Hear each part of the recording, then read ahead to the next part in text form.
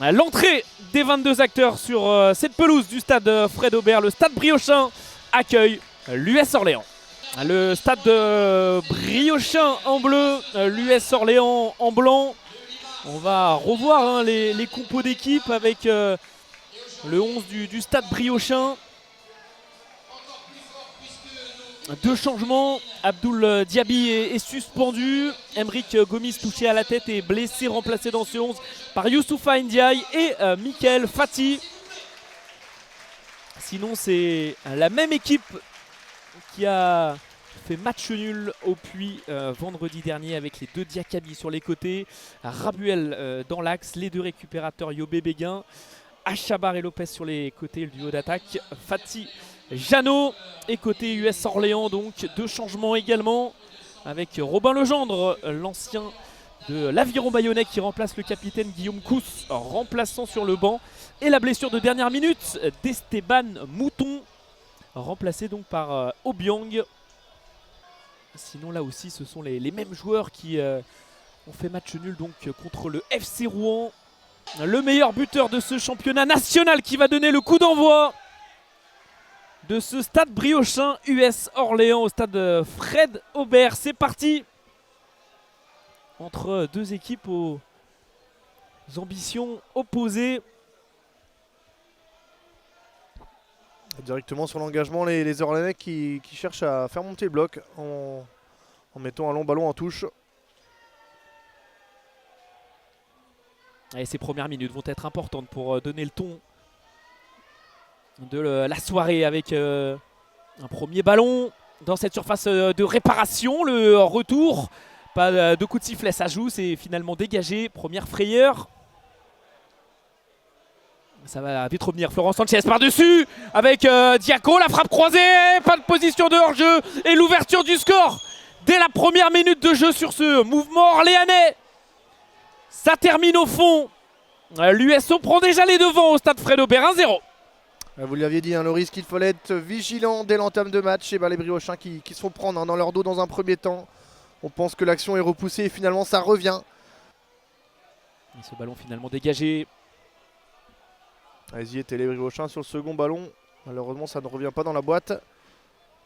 Attention à ces pertes de balles là, de Mathias Lopez qui a trop orienté son contrôle. Et ça va très vite avec Florent Sanchez face à Diakaby. Sanchez à l'entrée de la surface, il a armé. Diaco avait suivi, mais c'est pas terminé. Dans la surface en retrait, Jordan Morel qui bute sur Franck Lostis.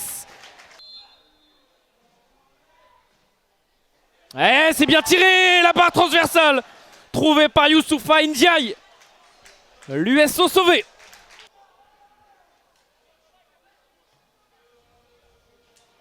Franck Lostis loin devant, lui qui retrouve son ancienne équipe. Ah, il est reparti, Fedel Koumisti. Et ça fait deux occasions, 2 buts et déjà 14 dans ce championnat national.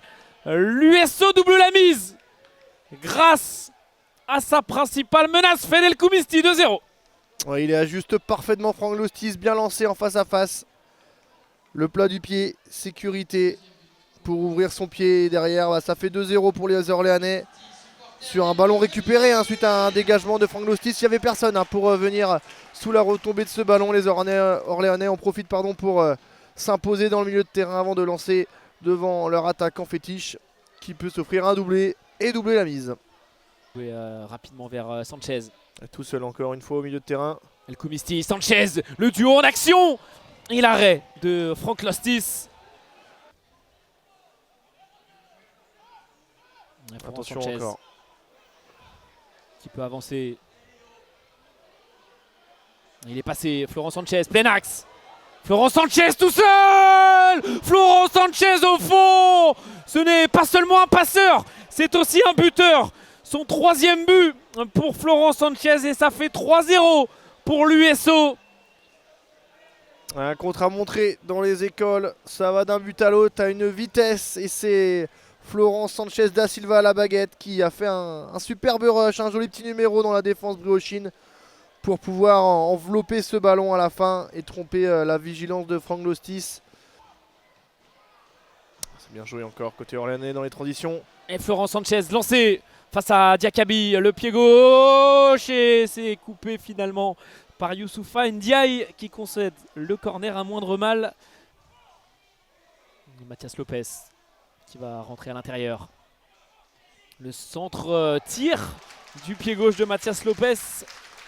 On va en rester là dans cette première période au stade Fred Aubert. 3-0 pour l'US Orléans, un doublé de Fed El Koumisti et une réalisation signée Florent Sanchez.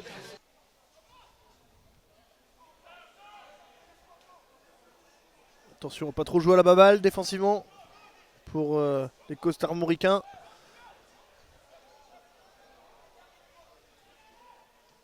Le centre de Louyamboula et le doublé tout proche pour Florent Sanchez qui va au moins obtenir le corner. Cette frappe qui est passée à quelques centimètres du montant droit de Franck Lostis.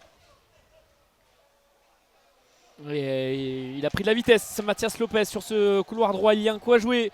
Le centre au second poteau pour Mickaël Fati, la remise. Et le dégagement finalement in extremis. Et Mathias Lopez qui y retourne, il insiste. Le ballon vers Mickaël Fati, il est bon. La prise de balle un petit peu moins. Pour le tirer. Ouais, ce ballon qui reste dans la surface, sans force, c'est dégagé. Ça revient sur Léo Yobé à l'entrée de la surface qui est touché, pas de faute, ça joue. Achabar, la frappe d'Achabar qui passe au-dessus. Mais ça passe impérativement par un but le plus tôt possible. Mickaël Fati qui est passé, il va se présenter face à Fam. Mickaël Fati qui a croisé, mais quel retour du capitaine Mamadou Sylla devant l'attaquant briochin. Et ce ballon qui a été touché, la réduction du score de Youssoupha Ndiaye avant l'heure de jeu. Le stade briochin n'a pas dit son dernier mot. 3-1. Il fallait à tout prix réagir dans ce premier quart d'heure. C'est chose faite. Youssoupha Ndiaye qu'on avait vu en première période avec sa tête trouver le montant. Et bah cette fois-ci il est à la retombée de ce ballon après un rebond qui revient sur sa tête.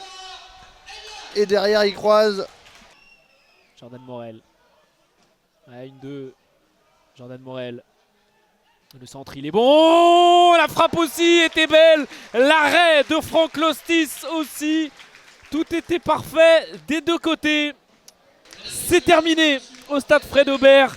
L'US Orléans s'impose 3-1 face au stade briochin grâce au doublé du meilleur buteur Fed El Koumisti et à la réalisation de Florent Sanchez en première période.